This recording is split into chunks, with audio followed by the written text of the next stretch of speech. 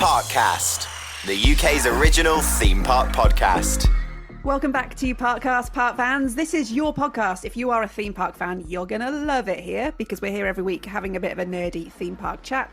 I'm Bex, this is Kev. Hello. And we're joined by Kip Hakes today. Hello. The most controversial man in the UK theme park enthusiast community. Currently. But I'm not the only one with an OnlyFans. Yeah. I don't have an OnlyFans. I'm just going to put this to bed. The other day, Kip mentioned that he had an OnlyFans store and we should all go and click on it. I messaged him and said, I'm absolutely never clicking that link. It turns out it's a merchandise store. It is. Merch.kiphakes.tv. It's and there not we an go. OnlyFans. Just get that plug in there. Yeah, exactly. Got to keep the lights on in here. Mm-hmm. But it's absolutely not OnlyFans. And Absolutely not. No one wants to see that.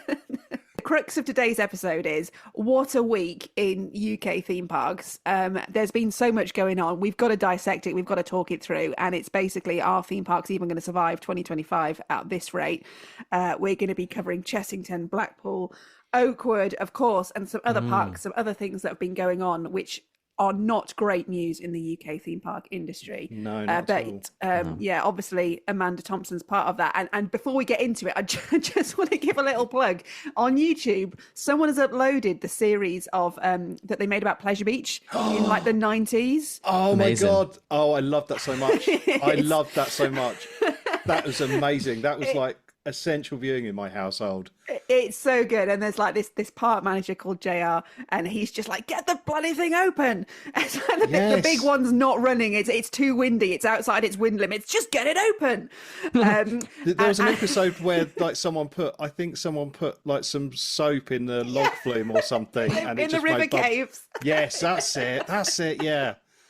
That's it. It's hilarious. Poor river And I caves. always wanted to do that afterwards. It gave me an idea. It's like, let's go and mess things up at Dragon Falls in Chessington.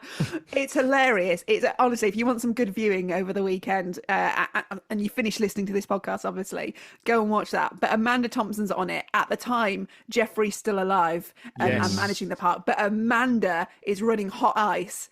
And my goodness, you do not want to get on the wrong side of that woman. There's a point in it where she's like, get me the MP on the phone right now. And We love Blackpool. We love it. We do love it. Let's talk about this. Let's see what we need to talk about. So, Okay. Blackpool opened last weekend to much applause, actually, compared to the start of the 2024 season. Feedback was really good. Like, I obviously I wasn't there because I've never been to Blackpool, but I did see it was very, very positive because last year it felt like everyone was having the worst day ever. But Was this that because year, it was raining? Yeah. And It was actually nice weather for a Blackpool opening weekend. But yeah, there was so much positive feedback online, and that was really nice to see. Actually, you know, enthusiasts are very well known for sort of moaning and being grumpy about everything, but generally, on the whole, everyone seemed to be really positive about Blackpool, which I think is great.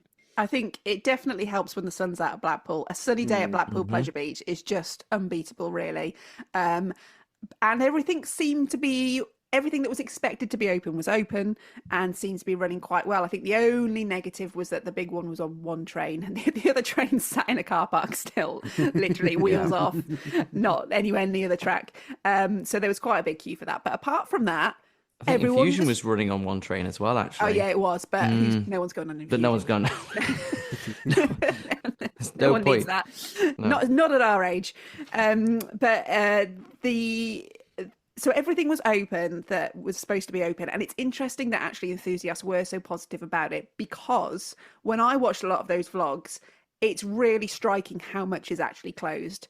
And we knew these things were going to be closed. Blackpool have been very open to say that in 2025, there's going to be 5 rides that aren't operating at all, which included Red Arrow Skyforce, which was a thrill ride. Things like the Carousel, which really iconic ride at Blackpool and great for the family. And quite a few family rides, actually, that weren't going to be Alpine Rally, Eddie Stobart's.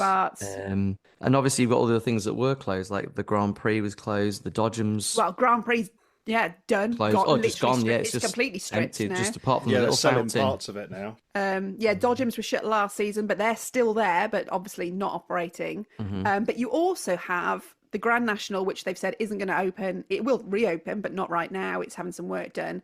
And the river caves are still closed, but they've put a sign, and I love a sign, to say that they are reimagining the river caves, which is great, and we're really pleased that's reopening. There's a huge construction fence down the side opposite the river caves where the old bowlerdrome was, which has been the mooted construction site for quite some time. No one's confirmed what's going in there. But to me, as someone who loves Blackpool Pleasure Beach and has been there so often, I was watching these vlogs going, it doesn't look like Pleasure Beach. It almost does. Oh, and Launchpad as well, of course. Yeah, that's still obviously not ready to quite open. open. So there's a lot not open at the park, and people are still having a good day. But part of me thought, is it too much? When is too many rides not open? Too many. Yeah, I think the problem is as well, especially because they're concentrated in the sort of relatively same space, especially the sort of ones that were announced, the week or so ago, that because it's all in one place, you just have a sort of real dead zone there. And that's never a good look, especially somewhere like Blackpool where it's not so defined with sort of like lands and things like that. It's a whole chunk of space, and I think it sort of does.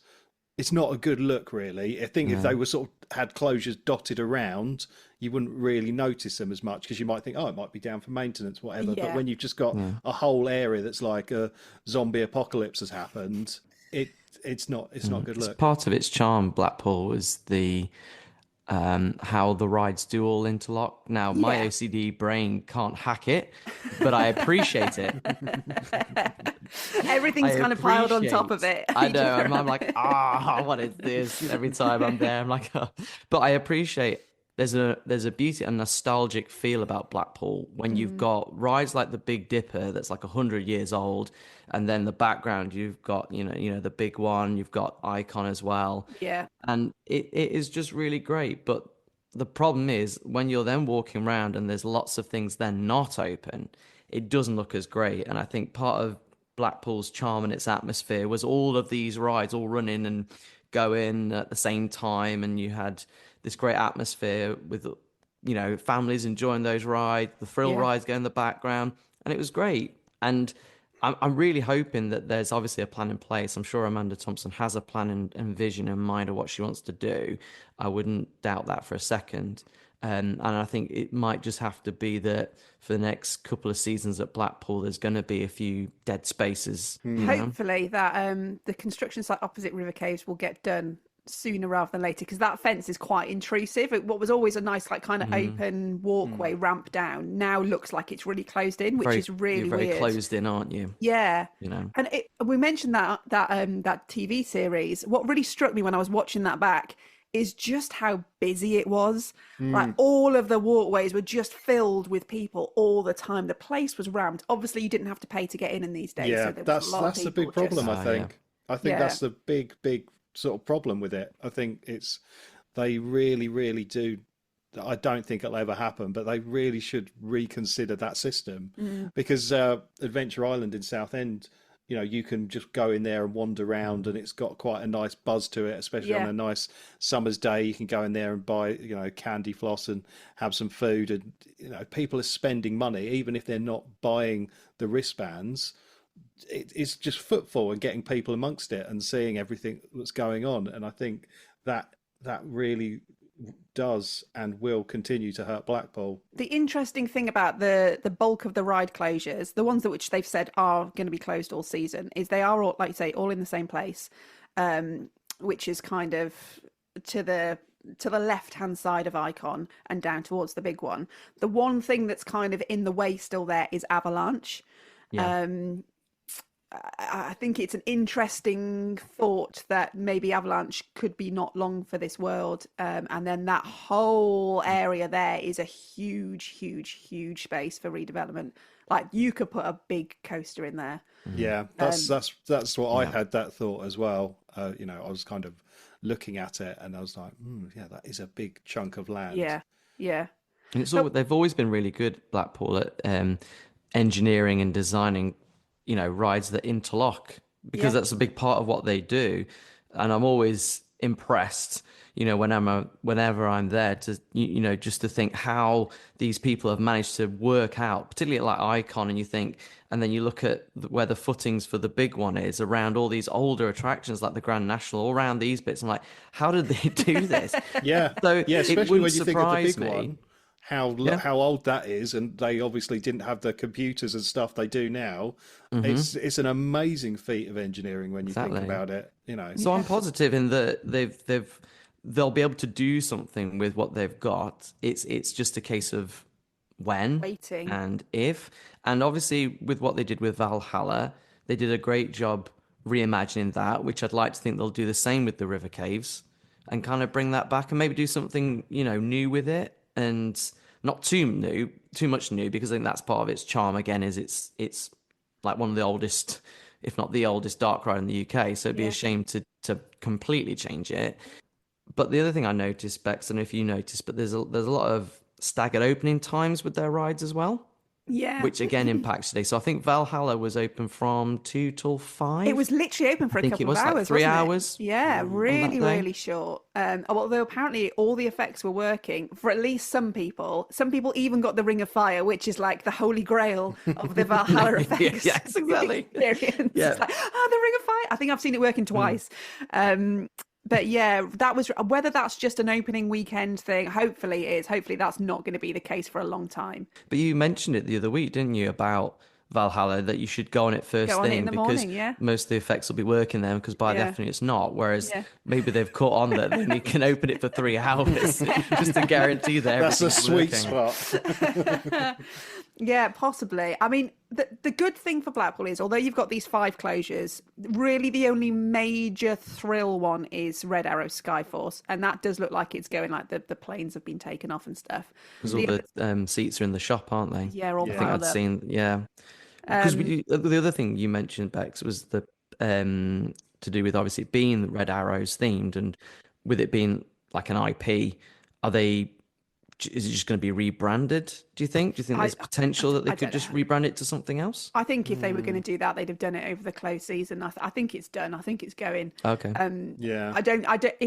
If all they needed to do was remove the Red Arrows IP, you could do that in a couple of weeks. It's basically take the vinyls off the aircraft, even the one that like the big plane that's on the arm that kind of goes around with you. That's obviously branded as an actual Red Arrows jet, but it's just a Hawk aircraft. It doesn't have to have red arrows on the side. It could have been Pleasure Beach Airways or Mr. Funshine Jets or something like that.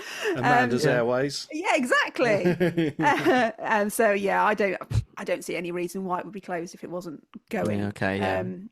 But obviously Launchpad is going to open, and Grand National is going to reopen, and River Caves are going to reopen. So those 3 things are coming back, whether in 2025 or not. We know the Grand National will. They've promised us it will. I will hold them to that. And we know that Launchpad will in 2025, because clearly You might end up chaining yourself to the entrance to stop them from doing anything to it. if they mightn't you? try and RMC that Grand National, we're going to fall out. I don't think they will.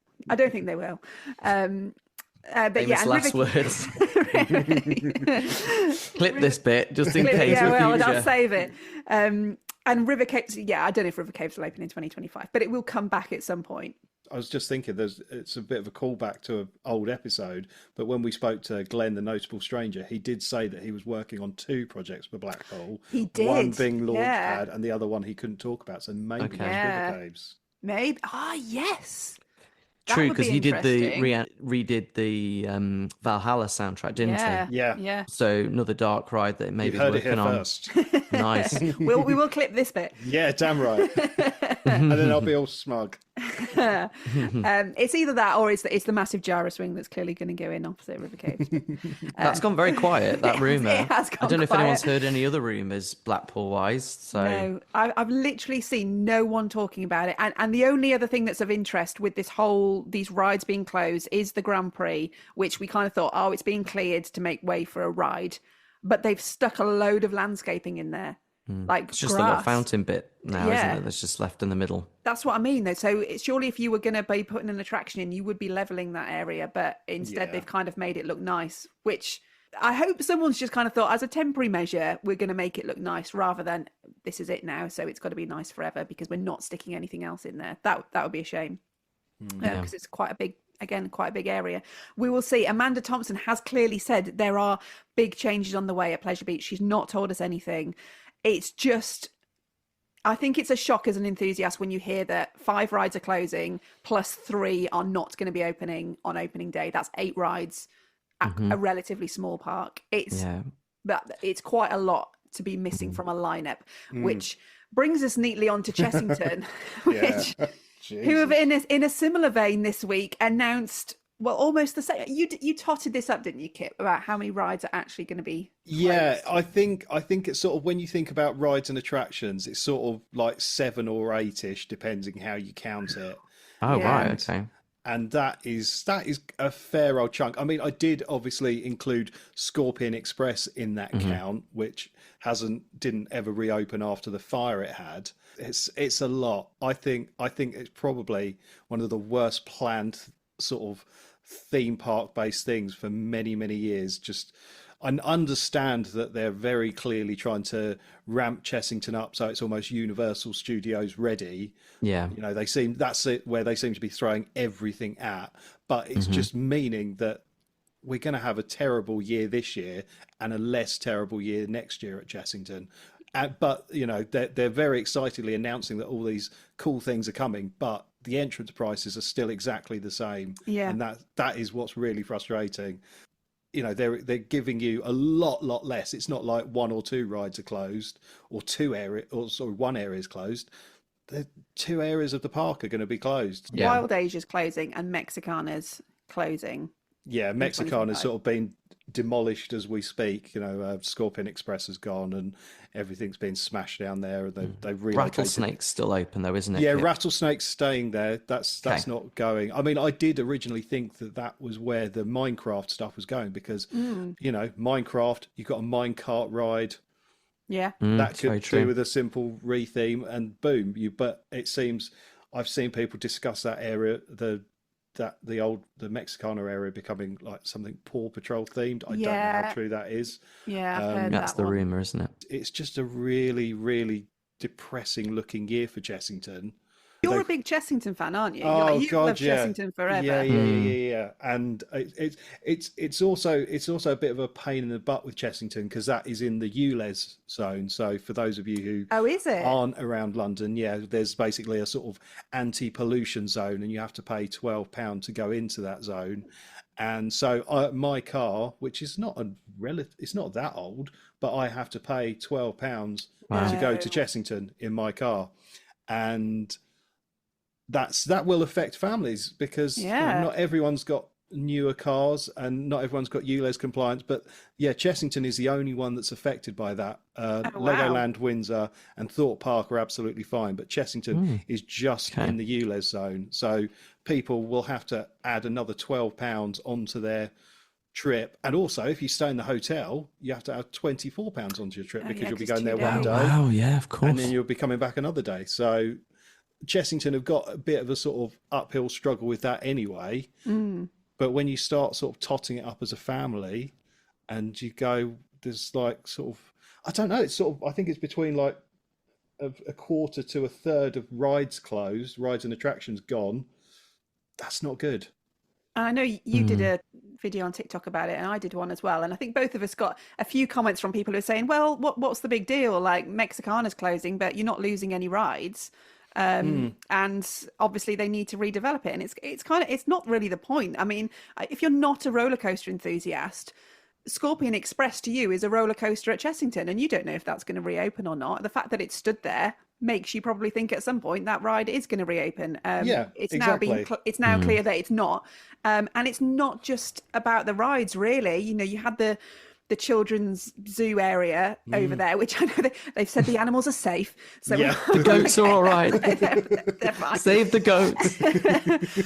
But it's something that people do to break up their day, and it soaks up people away from rides. And once you take those areas out, it's just it's less capacity for everything else. Yeah, And because of and Chessington's location, where it is near London, you know, and it's a family park, it's always busy. Chessington is busy. You have to kind of prepare for that in your mind. Unless you go on a weekday, you're gonna go when any weekend at Chessington is always notoriously busy. And like you say, Kip, if you've taken a certain portion of family attractions out, particularly Scorpion Express as well, and there's rides like Cobra and all these other ones, taking a number of people, you're adding those people into other attractions. So Vampire will get busier, Dragon's Fury gets busy, which always seems to have a 90-minute queue whenever I'm yeah, there. no, it does. It does. And Anytime. also, Zufari always takes forever to get on.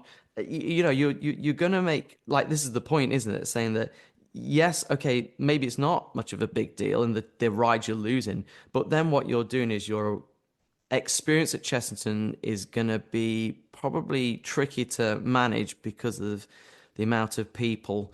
And I find like a lot of the throughput on some of these Chessington rides are really slow. yeah, And so, absolutely. particularly think of like Vampire, and it takes forever to get on. So you're adding so many more people into these queues.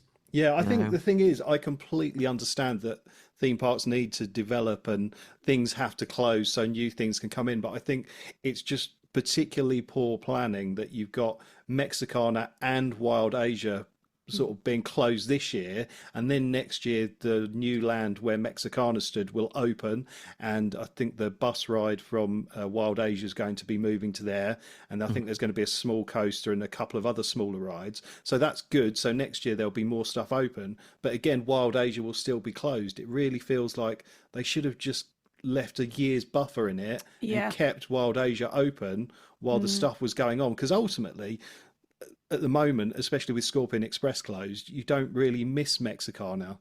And Mexicana's been in the same state for like 3 years now, I think, 2 or 3 years. And so it's just really frustrating. They could have brought that forward to make Mexicana sort of do the makeover on Mexicana and then kept Wild Asia open, but it just seems like madness, and that's my biggest problem with it. I don't mind that rides are closing for new ones to come. It's just so much of it that is an issue. You almost think, why didn't they close Mexicana last year? If Scorpion Express wasn't running anyway. Yeah, no, that's been sitting there rusting for ages now, and it's just really, really, really bad planning. And Chessington they've got the planning for the new hotel and water park as well, which will be amazing. Again, I think that's another sort of Universal sort of trying to protect themselves from Universal by adding stuff like that. So they do have lots of stuff coming. I just think the way it's been laid out is absolutely terrible. Seems like a lot of stuff is building up towards Universal. That's what this, it feels like a lot of this stuff is do it now. Because we still don't know. We've not had anything still official yet, have we? But say if it is 2030, 2031, maybe, parks are trying to do it now so that when Universal opens, they've got all this stuff ready to be already open as to be a competitor. I put 2 Bubbleworks videos out quite sort of accidentally. Because I was one of the last people to ride the Bubbleworks before it shut. And they had like a press closing event for it. And I thought, this is the last time I'm ever going to see the Bubbleworks. So I got my phone out and just recorded like the whole ride cycle. And I put that up on TikTok and Instagram Reels, and that went quite nuts. But then a few days later, I was thinking, what other Bubbleworks stuff do I have? And I was just flicking through my phone gallery, and I had a short video of just walking through the Bubbleworks queue line, and I didn't even really edit it. I just chucked it up, and it went absolutely insane. And I think I think like when I looked this morning, it's on like 960,000 views. Wow. And I think it's going to hit 1 million. And like so many people have been commenting on it, saying how much they love the Bubbleworks and how much they love Chessington as it was. And people are saying it's not the same anymore. They don't like what's happening to it, and it's not just a load of coaster nerds. That video's had such a massive wide reach, and it's gone mad on Instagram Reels and Facebook Reels as well. So I'm just getting all these comments from people saying sort of what a core childhood memory going on the Bubbleworks is, and the smell of it and everything. And it just seems to be really hitting just how much love people have for Chessington, or how much love people used to have for Chessington. Yeah. And it feels like it's changing, and that's really sad. It does seem to be that we're getting to a point where all these lands and areas are just going to be like hashtag spawn, of something or other for whatever the thing is at the moment. And I just think it's a crying shame. And we know that, we can all be victims of nostalgia and looking back and going, oh, it used to be better when it was this and it was that. And everything's better when you look through it as the eyes of a child. When you were a child, because you weren't paying for it. You were driven there on a day out. True, yeah, it's very true. Of course, it's like, it seems amazing. But I do think it's really telling that on those Bubbleworks videos, like you say, these are not theme park enthusiasts who are commenting. No. These are members of the general public who are looking for a day out, and they're saying Chessington isn't what it used to be. And that's going to play into their decision as to whether they book a ticket there this year or not, especially if they're not a Merlin pass holder. And I said on my video, would I go there this year? I probably wouldn't. I'd probably go to Paulton's, or I'd probably go to Drayton Manor. Yeah, that's exactly what we're going to do. It's just going to offer you a better day out. And it's really sad. And I really hate saying don't go to a theme park, because it's going to be a tough year for theme parks in this country. We know it is. And I mean, leading on to the other big news of the week, what happens when we stop going to theme parks? Well, they close. And Oakwood. Exactly. Yeah. This is what we've seen this week. And this is not going to go into detail about what's happened at Oakwood. And I do have an episode planned where we will do that, because it deserves it. But we've got to mention it. We've got to talk about it, because it's probably the biggest shock in the UK theme park world this week when that announcement came out. Then it was basically like, we're done. We're just not going to open. And my husband, he's not a theme park enthusiast, said to me, "Oh, so when are they closing?" And I had to say, no, they're not opening. Last year. And he's like, well, they're not even giving you like a year's notice. He's like, I thought we could go down and have it. I was like, no, that's it. It's That's done. it. That's the worst. I think that's always the worst feeling, isn't it? When you've not even had chance to do your kind of goodbye. Yeah. Final ride on Megaphobia is like, it's the worst feeling, thinking, I'm never going to get to go on that coaster ever again. Yeah. I remember reading an article in the summer. There was an article someone wrote in the summer about Oakwood, talking about how they went and there was no one there. And there was already kind of these rumors, murmurings, because obviously people were writing these things that were going out in, tabloid newspapers about, went to Oakwood and it's just not the same. I've not been since I was a child, and all these things weren't working. Bounce wasn't operating, Drenched wasn't, operating. Yeah. All these things weren't working. Everything looked a bit run down. There was no one there. And so I think the signs were there, but even then, it's still a shock. Yeah. I was really shocked when I saw the news. You always think they're going to pull it back, and it doesn't matter how many, like we've talked about in this episode, rides being there but not operating. And Oakwood had a few of those, and absolutely, it was looking more run down. Just for some context, it was my local park growing up, so I did grow up in that park. It's probably one of the first ones I ever went to. It's something that made me a theme park fan. And certainly in recent years, I mean, it hasn't looked a patch on how it used to. It was always a small park, but it was always really nicely maintained. Yeah. And in the last few years, it's looked a shambles, to be honest. But Megaphobia was always its redeeming feature, and so was the bobsleigh, which, if you never got a chance to go on that, wow, what a crazy fun ride that was. Mental.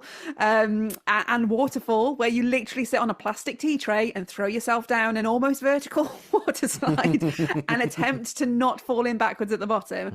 And of course you had speed as well, which, it's a Gerstlauer. That was the first Gerstlauer I ever done. Was it? Speed. Yeah, first vertical, lift hill, all of those ones. I'd not done one before. Yeah. I think speed was it the first one in the UK?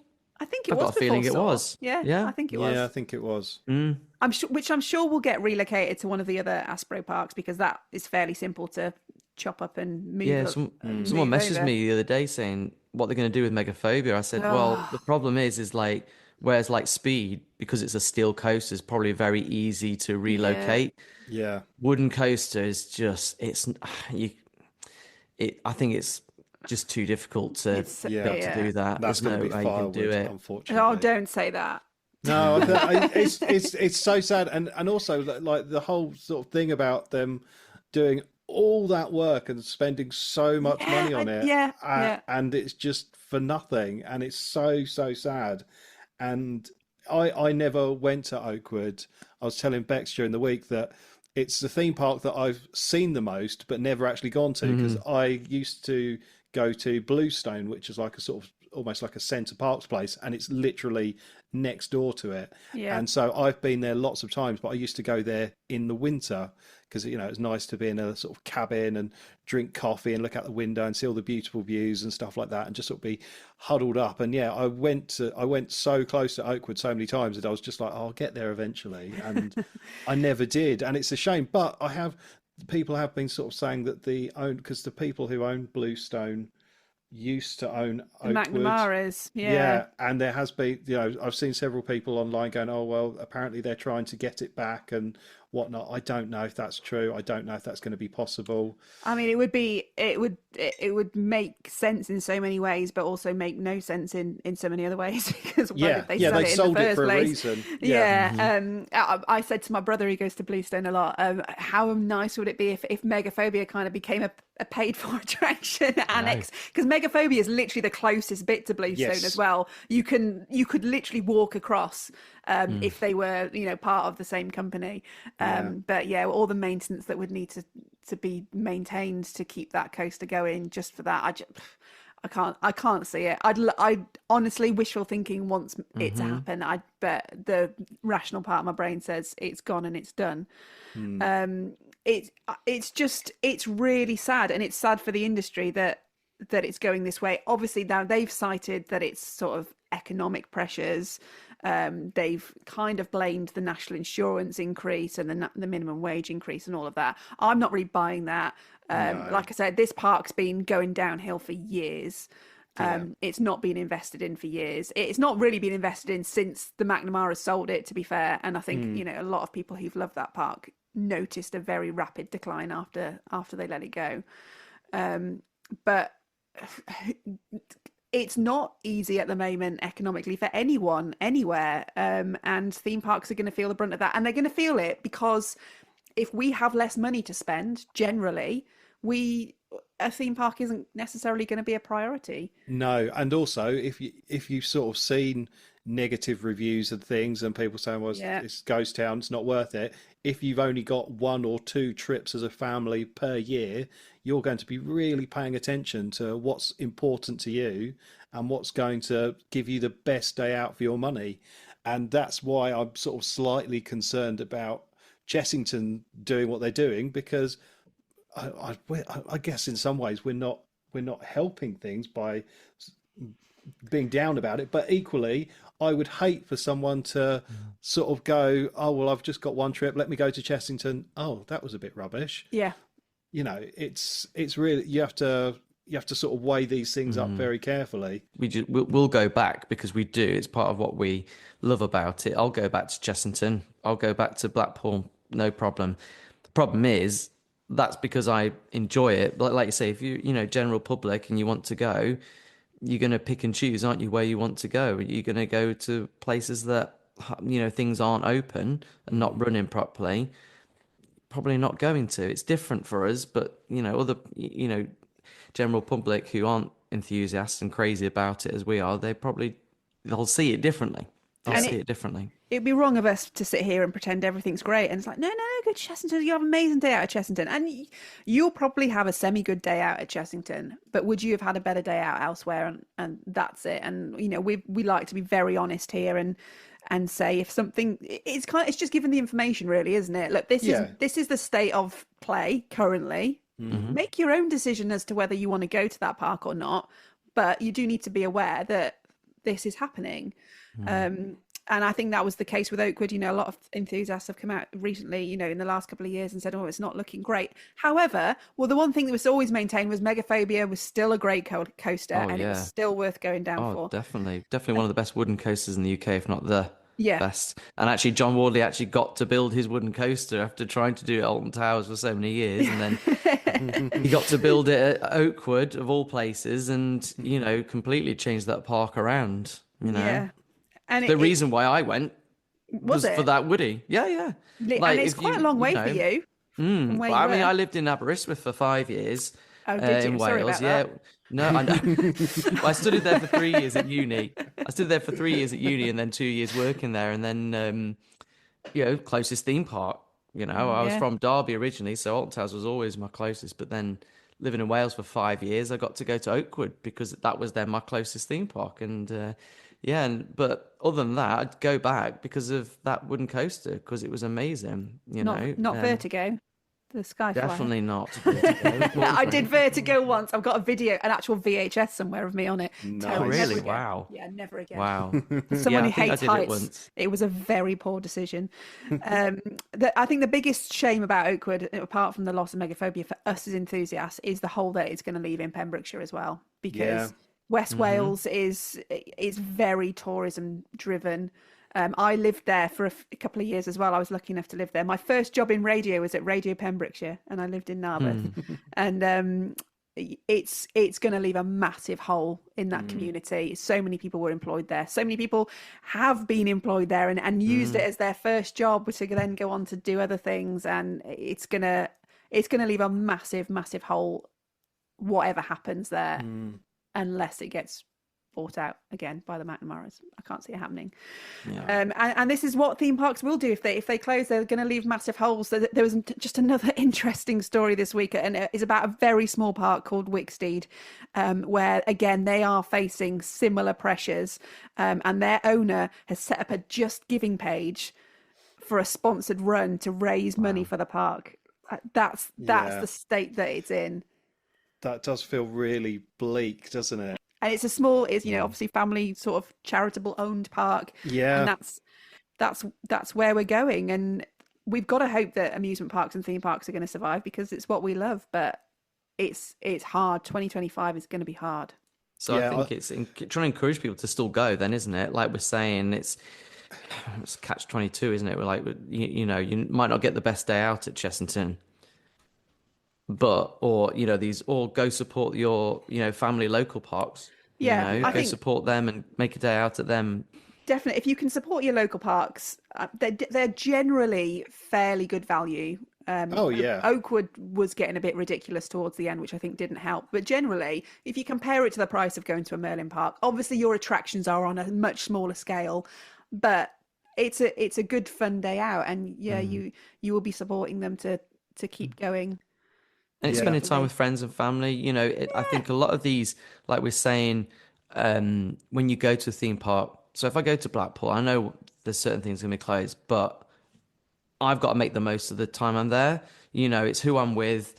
I'm still going to try and make the most of my day out and, try and have the best day I can with my family, with my kids, and make memories, whether rides are open or not. And I guess that's trying to put a positive swing onto it, just to kind of, right, well, let's make the most of it. Let's enjoy our company, enjoy the weather and, sunny Blackpool. And, let's make the most of what is open while we're here. And I guess that's the most positive thing I can think out of this, episode, really. But smaller parks also usually have a lot shorter queues. Yeah. Good point.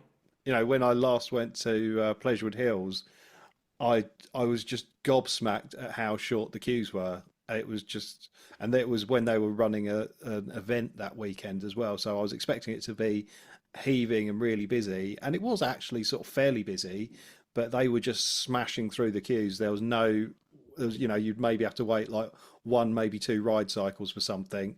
You weren't just stood there for hours wasting your time.